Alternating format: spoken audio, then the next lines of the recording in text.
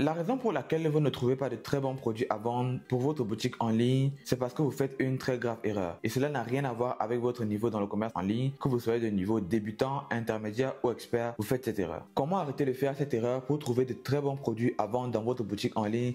C'est ce qu'on va voir dans cette vidéo après le générique. Ciao.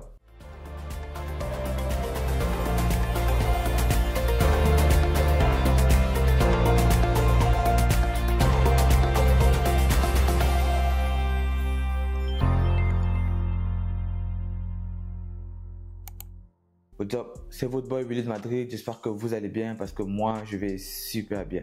Et si ça ne va pas, t'inquiète, ça va aller. Cela fait déjà plusieurs années que je fais de l'e-commerce et je continue à faire cette erreur. J'ai déjà lancé tellement de produits que je me souviens même plus du nombre exact. Mais ce dont je me souviens, c'est tous les produits avec lesquels j'ai réussi à faire des ventes sur ma boutique en ligne. Je vais même aller plus loin en disant que en lançant ces produits, je savais déjà qu'ils allaient marcher. Parce que ces produits respectaient tous les critères d'un produit qui peut être vendu en ligne. Que vous vendiez sur Wix, Magento, WooCommerce, WordPress, cela ne fait aucune différence. Cette erreur, c'est de suivre son intuition au lieu de suivre un processus précis et concis pour choisir les produits à vendre dans sa boutique en ligne. En effet, il y a une chose importante à savoir, c'est que ce ne sont pas tous les produits qu'on peut vendre en ligne. Soit vous allez faire aucune vente, soit vous allez vendre et ne pas faire de bénéfices. Je peux bien commencer à vous parler des outils et à vous montrer des applications où aller trouver des produits à vendre dans votre boutique en ligne. Mais sans un processus clair, précis et concis, vous allez toujours échouer. Parce que même si on vous dit où aller chercher, même si on vous montre où aller chercher, si vous ne savez pas quoi chercher, vous n'allez jamais trouver. Ce processus correspond au respect de 5 critères indispensables à respecter de manière obligatoire pour être en mesure de trouver des produits à vendre sur votre boutique en ligne. Je vais donc vous dévoiler ces 5 critères par ordre de priorité en allant du plus important au moins important. Ensuite, je vais vous donner 3 critères qui sont importants mais pas obligatoires. Et enfin, je vais vous donner le nom de quelques plateformes sur lesquelles vous pourrez aller faire vos recherches de produits. Le premier critère, c'est la demande et c'est le plus important de tous. J'entends ici par demande le fait que lorsque vous allez sélectionner un produit à vendre dans votre boutique en ligne, il faut vous rassurer que ce produit est actuellement en train d'être vendu par d'autres marchands et que ces marchands font du bénéfice avec. Pour vérifier cela, il faut savoir que les e-commerçants, à part ceux qui vendent leurs propres produits, se fournissent en Chine. Pour cela, vous allez aller sur des plateformes comme Temu, Alibaba, AliExpress. Vous allez regarder le nombre de commandes de ces produits. Généralement, pour moi, je prends entre 5 000 et 10 000. Si ça va au-dessus de 10 000, vous allez entrer dans un marché saturé. Prenez aussi la peine de regarder les commentaires. Qu'est-ce que les personnes disent à propos de ce produit-là. Pour cela, vous pouvez aussi aller regarder sur Amazon. Un avantage majeur de ces critères, c'est qu'il vous permet de ne pas débuter de zéro. Vous aurez la possibilité d'avoir facilement des créatifs, c'est-à-dire photos et vidéos que vous allez utiliser pour faire vos publicités ou concevoir votre site. Vous aurez la possibilité de copier toute la stratégie marketing de ceux qui vendent déjà ce produit et cela va vous permettre de pouvoir tester le produit très rapidement. Le deuxième critère, c'est l'avantage concurrentiel. Si vous avez une preuve que le produit se vend actuellement, il faut que vous soyez capable de déterminer la raison pour laquelle le produit se vend. On parle à ce moment de l'avantage concurrentiel. Comme avantage concurrentiel, vous avez le prix. Vous avez le prix d'un produit qui est très bas. Cela va déclencher des achats sans réflexion de la part des clients. C'est ce qu'on appelle des achats compulsifs. Ensuite, vous avez les produits problèmes solutions. Si vous avez un produit qui est capable de résoudre un problème dans la vie quotidienne de votre client, comme par exemple les douleurs chroniques, etc.,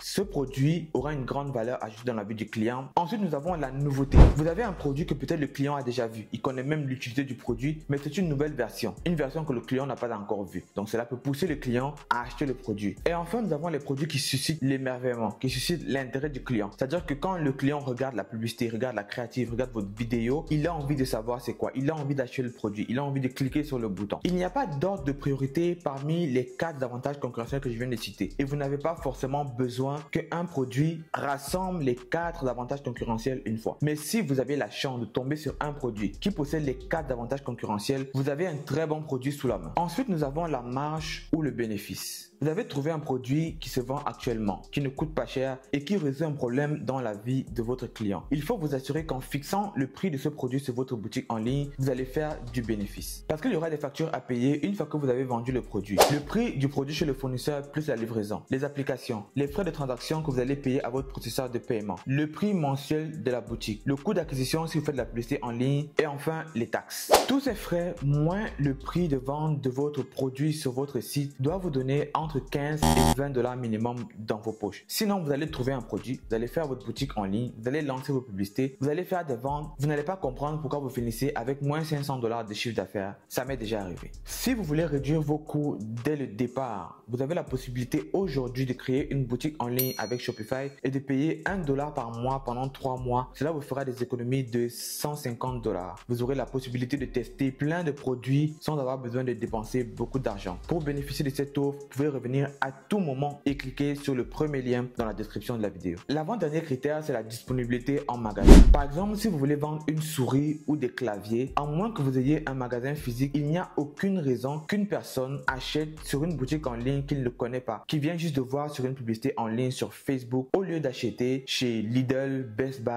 ou dans le magasin informatique du coin. À part si vous avez un avantage concurrentiel très fort, comme par exemple un prix très bas ou alors l'effet de nouveauté, si votre produit est facilement disponible en magasin, c'est un no-go direct. Notre dernier critère, ce sera la livraison. Votre produit doit être facilement livrable. Ce que je veux dire par là, c'est qu'il doit avoir un poids relativement moyen. Si votre produit est trop gros, trop lourd ou prend trop d'espace, le prix de la livraison va augmenter chez votre fournisseur, qui va vous obliger à augmenter le prix de votre produit ou alors à facturer des coûts de livraison élevés chez votre client. Conclusion, vous allez diminuer en taux de conversion ou diminuer en bénéfice. Concrètement, comment ça se passe? Le client arrive sur votre site, il voit le prix du produit trop élevé parce que vous avez inclus le coût de la livraison à l'intérieur. Il n'achète pas. Ou alors, il arrive sur votre site, le prix du produit est relativement bas, ça l'intéresse, il ajoute au panier, arrive au niveau de la livraison et se rend compte que la livraison coûte trop cher. Il abandonne le panier. Voilà pourquoi concrètement, vous devez avoir un produit qui est facilement livrable, un produit d'une taille moyenne. Voilà donc les 5 critères obligatoires que vous devez respecter pour trouver un produit à vendre dans votre boutique en ligne qui va générer des ventes et qui va vous faire avoir du bénéfice. Si un seul de ces critères n'est pas respecté, ce sera un flop assuré. Une fois que vous aurez trouvé une liste de produits qui respectent ces 5 critères, vous allez devoir faire une analyse de la concurrence pour être en mesure de déterminer sur quel marché ce produit se vend déjà. Parce que même avec ces 5 critères, si vous entrez dans un marché où la concurrence est élevée, il sera très difficile pour vous de faire votre place.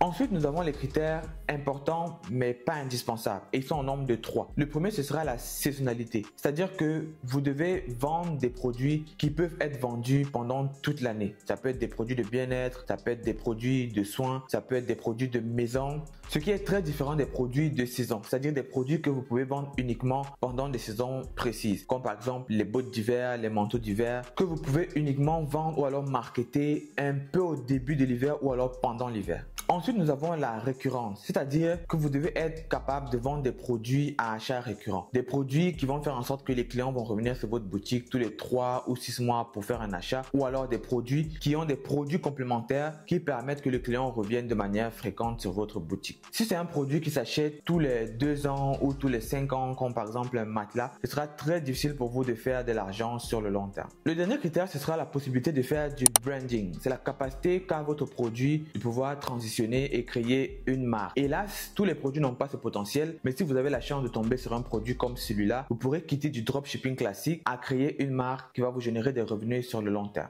Maintenant, vous avez les critères pour trouver de très bons produits à vendre dans votre boutique en ligne. Où aller les chercher? Avec quels outils? Les outils que je vous recommande aujourd'hui, c'est par exemple le Facebook Ad Library ou le Creative Center de TikTok, qui sont des outils totalement gratuits et qui peuvent vous aider à faire une bonne recherche de produits. À côté de cela, vous avez aussi des outils payants comme Winning Hunter, Shop Hunter, AdSpy, Minea, Dropispy. Tous ces outils sont des outils payants.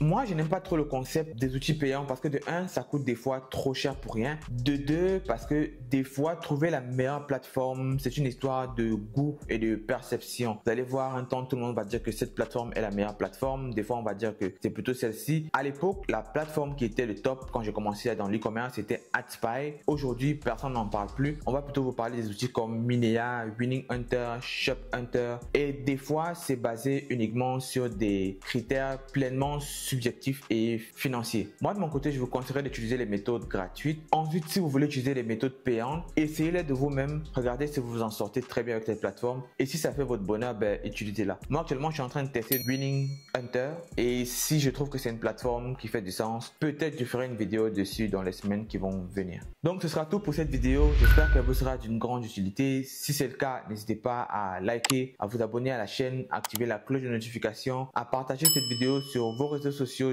TikTok, Facebook, WhatsApp, Instagram, Twitter, mais surtout avec une personne que mon contenu pourrait aider. Sur ce, on se dit à la prochaine vidéo. Gardez la pêche. Stéphie.